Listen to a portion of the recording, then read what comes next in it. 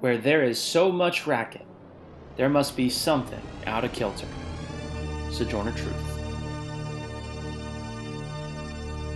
Oh, hi. Mr. Lahasky here. And today, we'll see 200 years of American history culminate with disunion and civil war.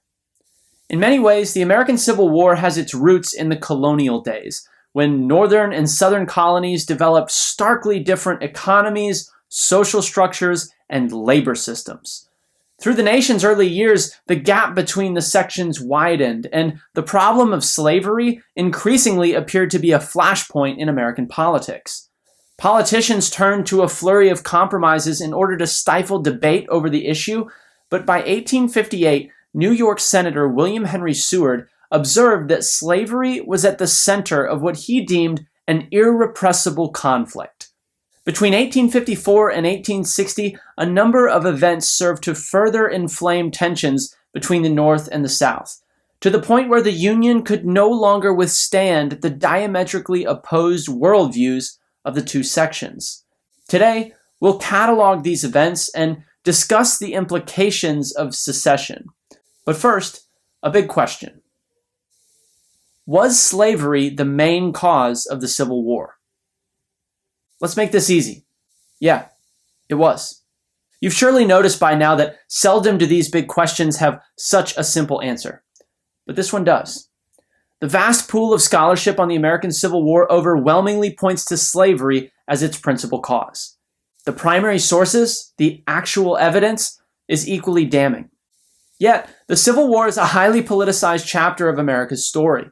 And in the 160 years since the war began, a battle of interpretations has ensued between descendants of those who wore gray and those who wore blue. The lost cause interpretation of the Civil War, which romanticizes the antebellum South and minimizes the role of slavery in the conflict, emerged shortly after the war's conclusion, and it has endured in Southern and rural culture ever since. But the simple truth is that the interpretation lacks academic merit. Now, my purpose today is not to suggest that every Confederate soldier was a bastion for the evil institution of slavery, because that's not true. Most of the men who fought for the Confederacy claimed no ownership of another. Many were drafted into the ranks, forced to serve against penalty of death. Nor will I argue today that Northern soldiers universally occupied a moral high ground in this irrepressible conflict. We'll see in the next few weeks how Union leaders had to carefully craft their message to the people, because the brutal truth is, most white people in the North, especially at the war's onset, were unwilling to fight and die for the freedom of black people in the South.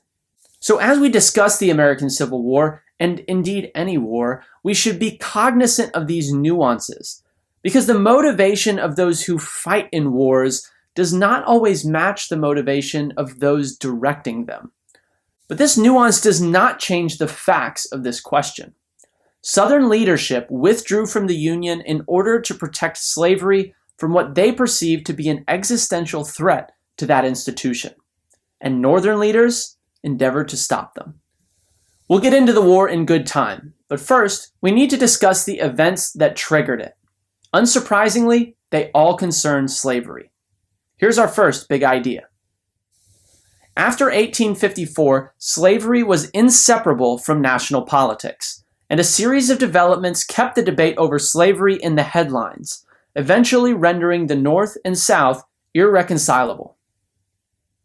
Remember, the goal of American politicians in the antebellum period was to manage sectional tensions by keeping slavery out of the national conversation. Their favorite method was legislative compromise. But as we learned last time, none of those compromises proved to be a long-term solution. On the contrary, compromises on slavery did about as much good as a Band-Aid on a bullet wound. A momentary relief in bleeding, perhaps, but each application led inevitably to a later infection. By 1854, the sectional wound caused by slavery was too wide and too deep for legislative half measures. Americans were forced to take sides, and the national debate over slavery commenced, on the ground, in the courts, and at the ballot box. 4 examples explain. First, a new anti-slavery political party rose to prominence in national politics. You'll remember that the Compromise of 1850 essentially ended the Whig Party, since Northern Whigs and Southern Whigs could not find common ground on slavery. So a new party rose to fill the void. The Republican Party was born in 1854 as a Northern, anti-slavery, and anti-Southern party. They appealed to former Northern Whigs who opposed slavery, and even some Northern Democrats who began to break with their Southern counterparts. The Republicans were a truly sectional party. They didn't even bother to put up candidates for office or run campaigns in the South. Now, it may seem counterintuitive for a political party to only vie for votes in half of the country, but the Republicans had done the math. They knew that if they swept the North, they could take control of Congress and even put a candidate in the White House without a single Southern vote. The Republicans put up their first candidate for president in 1856. His name was John C. Fremont, and though he didn't win, the Republicans had a very strong showing, especially considering that the party was only 2 years old. Now, as you can imagine, the prospect of an anti-slavery party gaining national momentum was very unnerving to the South. Southerners criticized the Republicans for their anti-Southern platform, and several Southern states threatened to secede from the Union if Fremont were to win. Fortunately, it didn't come to that in 1856, but the Republicans were here to stay, casting some serious doubt on the future of slavery and further arousing Southern suspicions of the federal government. But Southern outrage over the rise of the Republican Party was equaled, if not surpassed, by Northern horror over a consequential Supreme Court decision a year after the election. In 1857, an enslaved man named Dred Scott sued for his freedom after traveling with his owner to free soil in Illinois and Wisconsin. Scott's attorney argued that since he was brought to a territory where slavery was illegal, his status as a legal slave had been forfeited. The case made it all the way to the Supreme Court, but unfortunately for Scott, the court was benched by a slew of pro-slavery justices who ruled 7-2 against him. But the Dred Scott decision wasn't just bad for Dred Scott. In his majority opinion, Chief Justice Roger Taney wrote, "We think they, people of African ancestry, are not included and were not intended to be included under the word citizens in the Constitution, and can therefore claim none of the rights and privileges which that instrument provides for and secures to the citizens of the United States."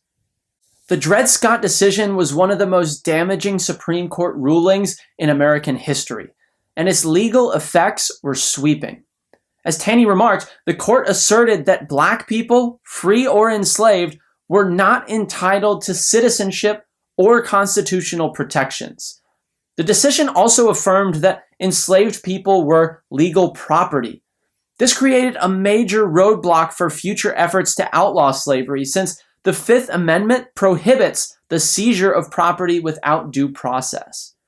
Finally, the Dred Scott decision legitimized slavery throughout the United States, since it permitted enslavers to travel with their captives to any state, free or slave.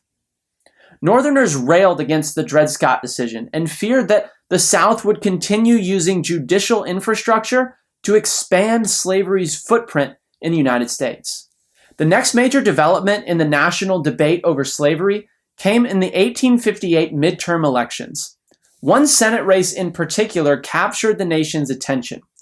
It featured Democrat incumbent Stephen A. Douglas, the architect of the Kansas-Nebraska Act, against a relatively unknown Republican lawyer named Abraham Lincoln. During the campaign, Lincoln and Douglas traveled across Illinois, holding a series of public debates. Their topic?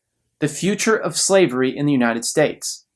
Douglas argued that the Union could endure with a slaveholding South and a free North, and opposed government action that would interfere with the institution. Lincoln, on the other hand, argued that slavery violated the principles of the Declaration of Independence and the Constitution. He also maintained that the Union could not survive on its current course.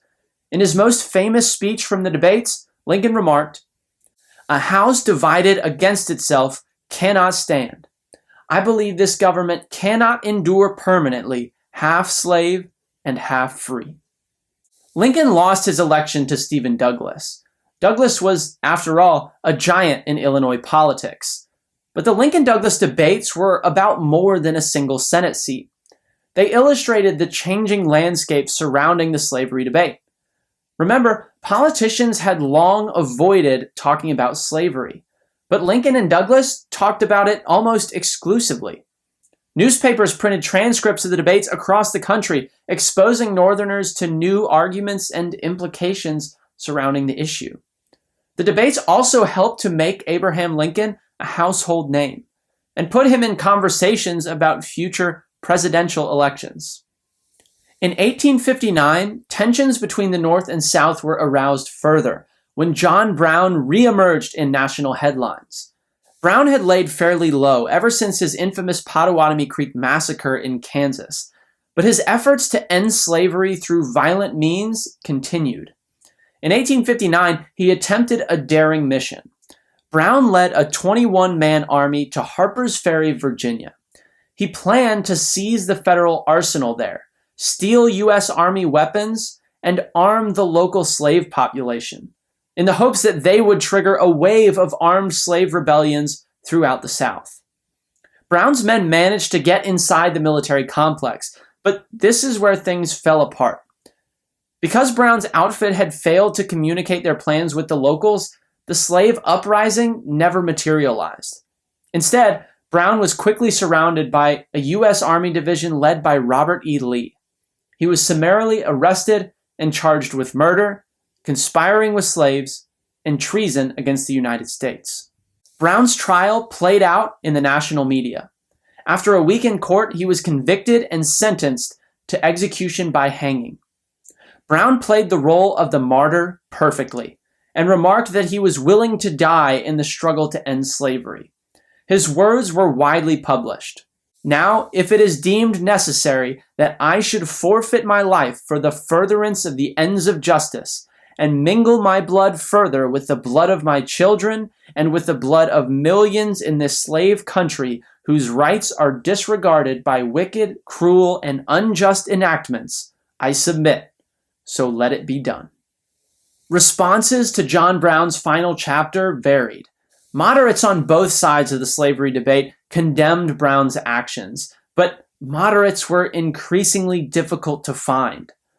Many more Southerners came to see Brown's radical and violent tendencies as representative of the whole North. Meanwhile, abolitionists in the North heralded Brown as a hero and a martyr, interpreting his execution as yet another injustice by a federal government subservient to the slave power. And so this was the climate when the presidential election of 1860 rolled around. Paranoid Northerners feared a slave power conspiracy behind every bush, while paranoid Southerners feared an abolitionist conspiracy behind every bush. Americans took their paranoia to the ballot box in what was probably the most divisive election in American history. Our second big idea explains. Thanks in large part to the split of the Democratic Party, Republican Abraham Lincoln won the presidential election of 1860. When Stephen Arnold Douglas pushed for his Kansas-Nebraska Act in 1854, he had hoped to keep the Democratic Party from splitting in two. But Bleeding Kansas, the rise of the Republicans, the Dred Scott decision, and John Brown's raid on Harper's Ferry finished the job that the Compromise of 1850 had started. By 1860, Northern and Southern Democrats could not agree on a presidential candidate, so each section put up its own. The Northerners went with Stephen A. Douglas, who had long aspired for the presidency. The Southern Democrats put up John C. Breckinridge, a fierce defender of slavery's legitimacy. Joining the two Democrats on the ballot were John Bell of the newly formed Constitutional Union Party and Republican candidate Abraham Lincoln. The crowded field and the split between Northern and Southern Democrats benefited Lincoln, who swept the North, winning a narrow majority in the Electoral College. Lincoln won the presidency fairly, but the election was bitterly received by the South. Despite his electoral majority, Lincoln won less than 40% of the popular vote, the lowest margin ever to claim an Electoral College victory. What's more, Lincoln did not even appear on the ballot in 9 Southern states. Southerners accused Republicans, perhaps rightly, of making no effort to represent the interests of the country as a whole. Rather, Southern Democrats saw the rise of a federal government hostile to their economy and their way of life.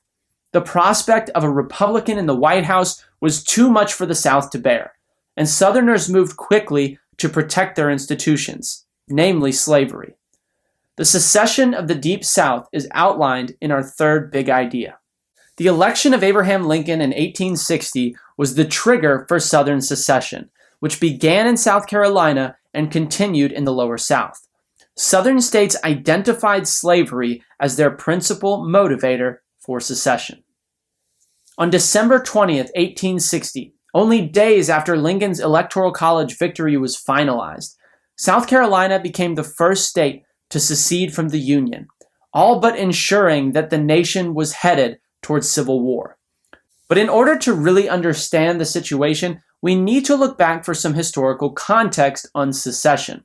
Because, ironically, South Carolina's action wasn't all that revolutionary.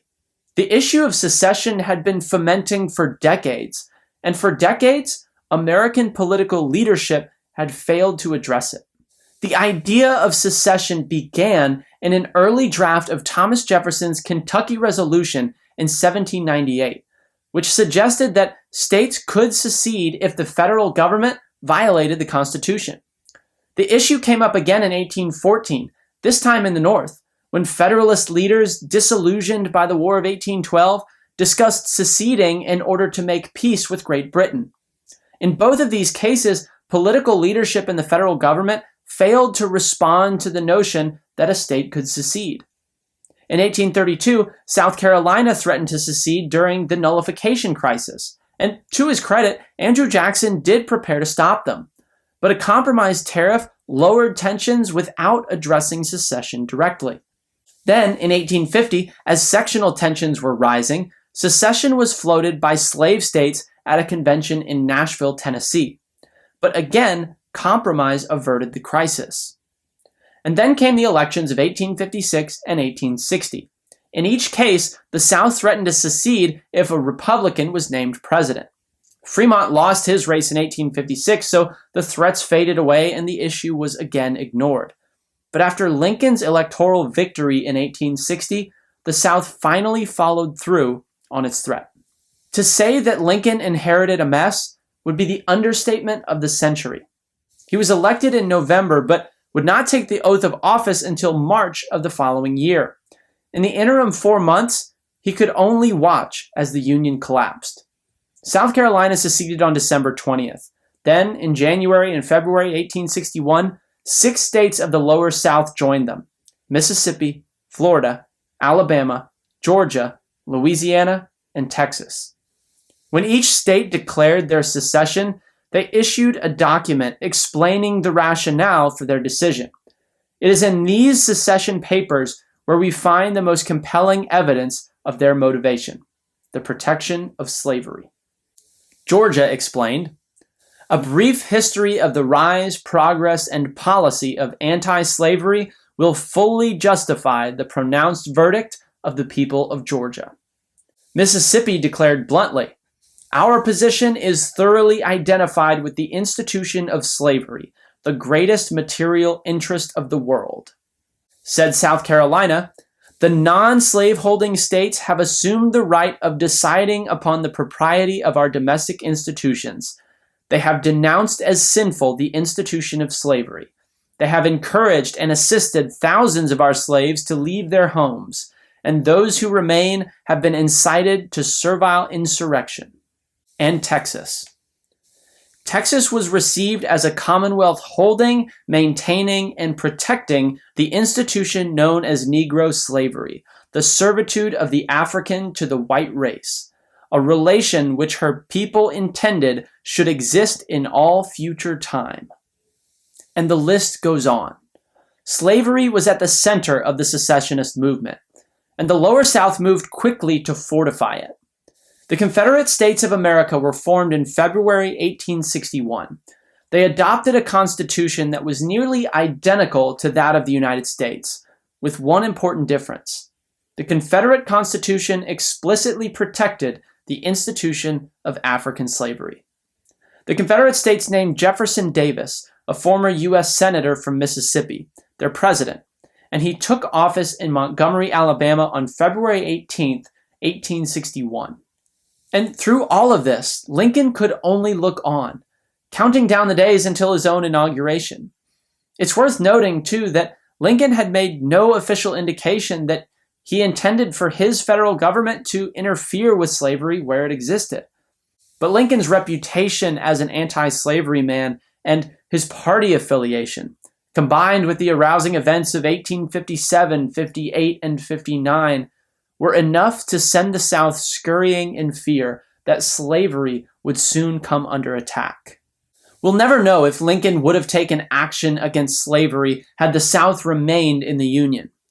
One thing that did become clear early in Lincoln's presidency, however, was his resolute belief in the perpetuity of American democracy, and thus the Union.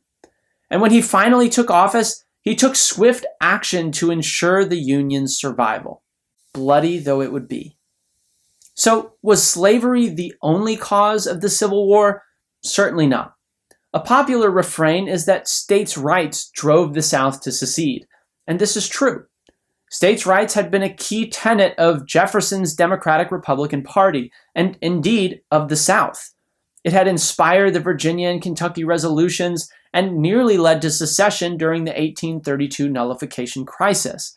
But only one states' rights issue was so precious to the South as to inspire actual secession in 1860, and that was the states' right to regulate and maintain the institution of slavery. Another common argument holds that the war emerged out of economic differences between the North and South, and this too is true. Southerners claimed that the federal government's economic policies favored the North, and in many ways they did. But the main reason for this was the South's reliance on slavery as its principal labor system, and the fact that most of the South's wealth was tied up in land and human chattel. A final popular argument suggests that the social and cultural ties between the Southern states necessitated that they follow in solidarity with South Carolina's act of defiance. This is known as the lost cause interpretation, and while it holds elements of truth, it is on the whole problematic.